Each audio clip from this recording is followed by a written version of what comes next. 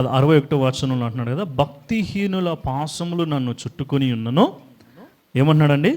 నీ ధర్మశాస్త్రమును నేను మరవలేదు అంటున్నాడండి. అనేకమైన పరిస్థితులు, అనేకమైన ఆలోచనలు, అనేకమైన కలవరములు, తలంపులు, పరిస్థితులు నన్ను ఆవరించి ఉన్నాను. ఏం మరవలేదంట ఆయన? అందరూ కూడా చూపించండి, మీ దగ్గర ఉందో లేదో. ఉన్న వాళ్ళందరూ కూడా బాగా ధైర్యంగా పైకి ఎత్తవచ్చు అనమాట. ఏం మరవకూడదంట మనము? భక్తిహీనుల యొక్క పాశములు, వాళ్ళ యొక్క మాటలు, వాళ్ళ యొక్క ప్రవర్తన, వారి యొక్క క్రియలు అనేకమైనవి నీ చుట్టూ ఉన్నప్పటికీ, నేను ఆవరించి ఉన్నప్పటికీ కూడా దేవుని వాక్యాన్ని నువ్వు జ్ఞాపకం చేసుకుంటా ఉన్నప్పుడు అదేం చేస్తుందంటే నీకు దేవుని యొక్క కృపను దయచేస్తుంది, దేవుని యొక్క సహాయాన్ని దయచేస్తుంది, దేవుని యొక్క కనికరాన్ని నీకు దయచేస్తుంది. దేవుని యొక్క మార్గాలు, దేవుని యొక్క ఉద్దేశాలు, దేవుని యొక్క ఆలోచనలు, దేవుని యొక్క తలంపులు దైవ జనాంగమా అవి మనకు తెలియచేసేవిగా ఉంటున్నాయండి. ఆయన అన్నాడయ్యా, న్యాయమైన నీ విధులను బట్టి నేను నీకు కృతజ్ఞతాస్తుతులు చెల్లించుటకు అర్ధరాత్రి వేళ నేను మేల్కొనువాడను అంటున్నాడండి. దేవుని యొక్క న్యాయ విధులు, దేవుని యొక్క శాసనాలు, దేవుని యొక్క కట్టడలు, ఈ బైబిల్ గ్రంథంలో ఉన్నవన్నీ కూడా కీర్తనకారులు ఏం చేస్తున్నారంట, వాళ్ళు అర్ధరాత్రి కాలంలో కూడా మెలకువైతే వెంటనే ఏం చేస్తున్నారు? మనకేమైనా రాత్రి మెలకువైంది అనుకోండి, భయం అవుతుంది, వెంటనే లైట్ ఆన్ చేయాల. పక్కకు కూడా కదలరు కొంతమంది. అయ్యో చీకటిగా ఉందంతా, ఇంకేదో వచ్చి చేస్తుందేమన్నా రకరకాలైన భయాలతో ఉంటారు. కానీ భక్తుని యొక్క హృదయం దేనితో నింపబడిందంట? దేవుని యొక్క వాక్యముతో నింపబడాయా. నీ రాత్రి కాలములలో, రాత్రి వేళలలో నేను మేల్కొంటా ఉన్నప్పుడు నేనేం చేస్తున్నానంటే, నీ న్యాయ విధులను బట్టి నేను నీకు కృతజ్ఞత స్తుతులు చెల్లిస్తున్నాను. దైవజనాంగమా, దేవుడిచ్చిన అవకాశాన్ని సద్వినియోగం చేసుకునండి.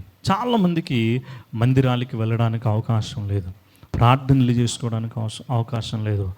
భార్య నమ్ముకుంటే భర్త నమ్ముకోరు, భర్త నమ్ముకుంటే భార్యలు నమ్ముకోరు, ఒకవేళ పిల్లలు నమ్ముకుంటే తల్లిదండ్రులు నమ్ముకోరు, తల్లిదండ్రులు నమ్ముకుంటే పిల్లల్లో విశ్వాసం ఉండదు. వీళ్ళు ఏం చేస్తారు? దేవుని ఆరాధనకు వెళ్ళడానికి, ప్రార్థన చేయడానికి, వాక్యం చదువుకోవడానికి చాలా ఆటంకంగా మారుతారు. కానీ మన సంఘములో చాలా కుటుంబాల్లో చాలామందికి దేవుడు స్వేచ్ఛనిచ్చాడు. ఒకవేళ వాళ్ళు దేవుని మందిరానికి రాకపోయినా, వాళ్ళు దేవుని నమ్మకపోయినా, ఎవరో ఒకరింట్లో ఏం చేస్తారో సరే, నేను రాకపోయినా, నేను బాగుపడకపోయినా, కనీసం నువ్వైనా దేవుని మందిరానికి వెళ్ళు అని పంపించే వాళ్ళు ఉన్నారా లేదా? ఎవరైనా కొడతానారా మిమ్మల్ని తాడులు కట్టేసి? ఏమైనా దూషిస్తూ ఉన్నారా? అట్లా ఉంటే చెప్పండి, మీకోసం ప్రత్యేకంగా ఉపవాస ప్రార్థనలో ప్రార్థన చేస్తాం, దేవుడు మీకు విడుదల కలిగించాలని. చాలామంది ఏం చేస్తున్నారు? ఒకవేళ తల్లిదండ్రులు రాకపోయినా పిల్లల్ని వెంటనే, నేను రాలేకపోతున్నా, కనీసం నువ్వైనా.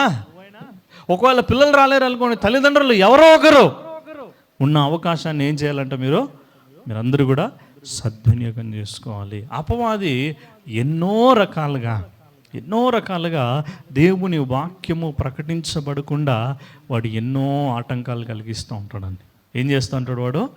ఎన్నో రకాలైన ఆటంకాలు కలిగిస్తూ ఉంటాడు. అయినప్పటికీ కూడా మనము వాక్యము కొరకు, దేవుణ్ణి ఆరాధించడం కొరకు, ఆయన సన్నిధిలోనికి రాకముందే మనం ఏం చేయాలంట? మనల్ని మనము సిద్ధపరచుకొని దేవుని సన్నిధిలో మనం కనపడాలి. కూర్చున్న మీరు కూడా ఊరికనే కూర్చోకూడదు బొమ్మల్లాగా, ఏదో ఆలోచన చేసుకొని ఎక్కడో చూసుకొని ప్రార్థన చేస్తూ ఉండాలి.